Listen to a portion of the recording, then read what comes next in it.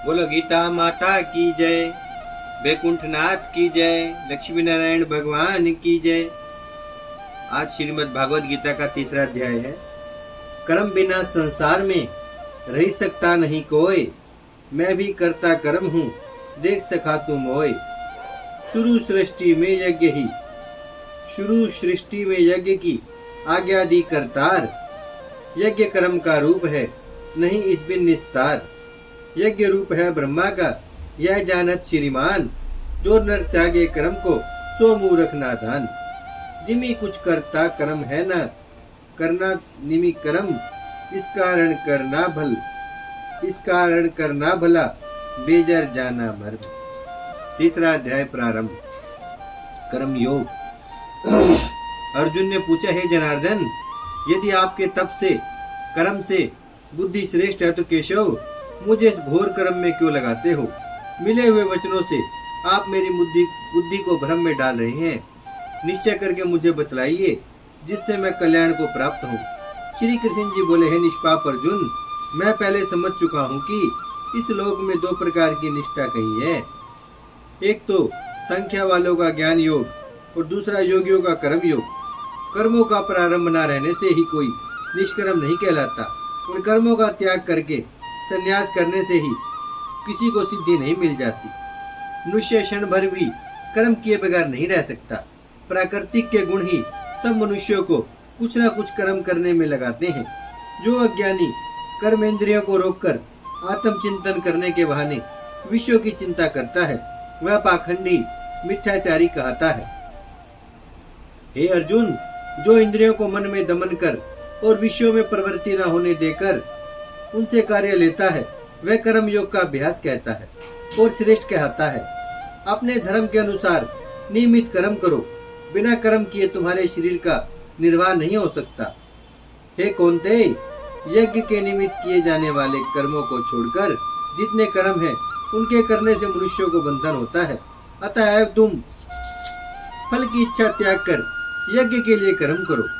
सृष्टि के आरंभ काल में ब्रह्मा जी ने यज्ञ सहित प्रजा को उत्पन्न कर प्रजा से कहा था कि यज्ञ आदि कर्म करके वृद्धि को प्राप्त होंगे। यही सब कर्म तुम्हारे निमित्त काम धनु होंगे।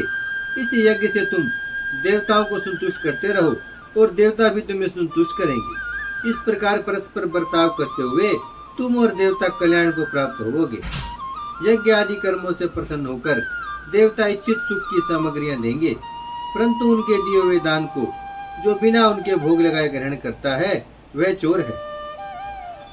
पंच महायज्ञ करके जो शेष बचा हुआ भोग ग्रहण करते हैं वे सब पापों से मुक्त हो जाते हैं, और जो अपने निमित्त अन्न पकाते हैं वे पापी पुरुष पाप को भक्षण करते हैं। अन्न से प्राणियों की उत्पत्ति होती है। अन्न मेघ से उत्पन्न होता है। मेघ यज्ञ द्वारा जल बरसाता है और यज्ञ की उत्पत्ति कर्म से होती है। कर्म की उत्पत्ति ब्रह्मा से हुई है और ब्रह्मा अक्षर परमात्मा से। इस कारण सदा सब पदार्थों में रहने वाला जो ब्रह्मा है वह सब यज्ञों में प्रस्तुत है। हे पार्थ, इस प्रकार चलाए हुए कर्म के चक्र के अनुसार जो नहीं चलता है वह पाप में है। जो पुरुष आत्मा में ही रत रहता है और आत्म अनुभव से तृप्त रहता है उसे कुछ भी कार्य शेष नहीं।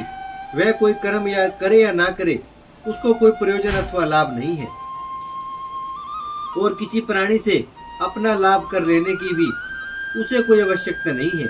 इसलिए तुम भी फल की प्राप्ति की इच्छा त्याग कर कर्तव्य पालन करते रहो। राजा जनक आदि ने भी कर्म सिद्धि पाई है। इसी प्रकार तथा लोक संग्रहण को देखते हुए भी तुमको कर्म करना उचित है।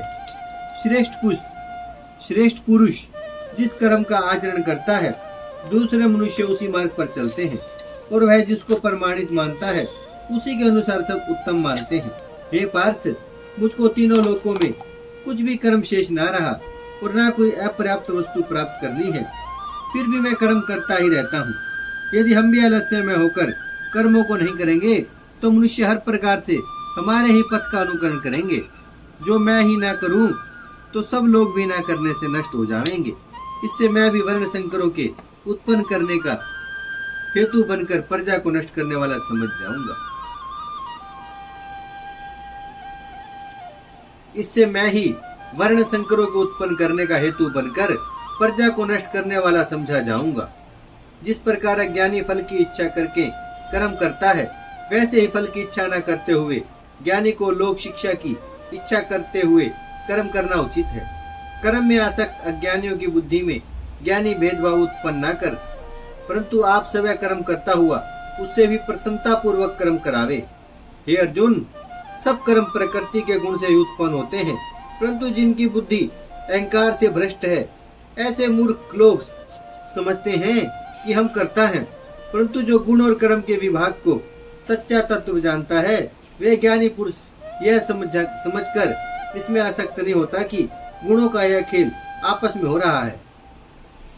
हे अर्जुन, अध्यात्म बुद्धि से सब कर्मों को तुम मुझ में अर्पण करके कर्म फल की आशा छोड़कर संग्राम करो। जो पुरुष श्रद्धा पूर्वक मेरे वचनों पर दोष दृष्टि न करके मेरे इस मत के अनुसार आचरण करते हैं, वे लोग कर्म बंधन से निश्चय मुक्त हो जाते हैं। और जो अज्ञानी इस मत पर दोष दृष्टि करते हुए इसको ग्रहण नहीं करते, वे संपूर्ण ज्ञान से रहित हैं। उनको नष्ट हुआ जानो। अपना कठिन धर्म भी दूसरे के सहज धर्म से हितकर होता है। सब धर्म में मरना भी कल्याणकारक है, परंतु अन्य धर्म भयानक है। अर्जुन बोले, हे श्री कृष्ण, पुरुष को पाप करने की इच्छा न होते हुए भी कौन उसे बलात्कार पाप के मार्ग से प्रवृत्त करता है। श्री कृष्ण जी बोले, हे अर्जुन, रजोगुण से उत्पन्न होने वाला काम और क्रोध मनुष्य को पाप मार्ग में ले जाता है। इन्हें करके उत्पन्न इच्छा कभी तृप्त नहीं होती। ये महापापी और घोर शत्रु हैं। जैसे धुआं से अग्नि, धूल से दर्पण और झिल्ली से गर्भ का बालक ढका रहता है, उसी प्रकार विषय की इच्छा से आत्मा ज्ञान ढका हुआ है। हे कुंती पुत्र, इस शत्रु काम को करके ज्ञानियों का ज्ञान आच्छादित हुआ है। इंद्रिया, मन और बुद्धि इस काम के आश्रय स्थान है। इनके सहारे विषय इच्छा ज्ञान को आच्छादित करके जीव को मोहित कर लेती है। अतः तुम सर्वप्रथम इंद्रियों को वश में करके ज्ञान और विज्ञान को नष्ट करने वाले इस काम को जीतो। कहते हैं कि इंद्रियां प्रबल हैं और इंद्रियों से भी प्रबल मन है। इस प्रकार जो बुद्धि से परे है, उस आत्मा को जानकर निश्चयात्मक बुद्धि द्वारा मन को निश्चल करके महाबाहो तुम उस दुर्धर शत्रु काम को जीत लो। बोलो गीता माता की जय, लक्ष्मी नारायण भगवान की जय। भजमन नारायण नारायण नारायण, श्रीमन नारायण नारायण, लक्ष्मी नारायण नारायण नारायण, सत्य नारायण नारायण नारायण। भजमन नारायण श्रीमन नारायण, लक्ष्मी नारायण सत्य नारायण। भजमन नारायण नारायण नारायण। गीता माता की जय, गंगा मैया की जय, धरती माता की जय, शिव परिवार की जय।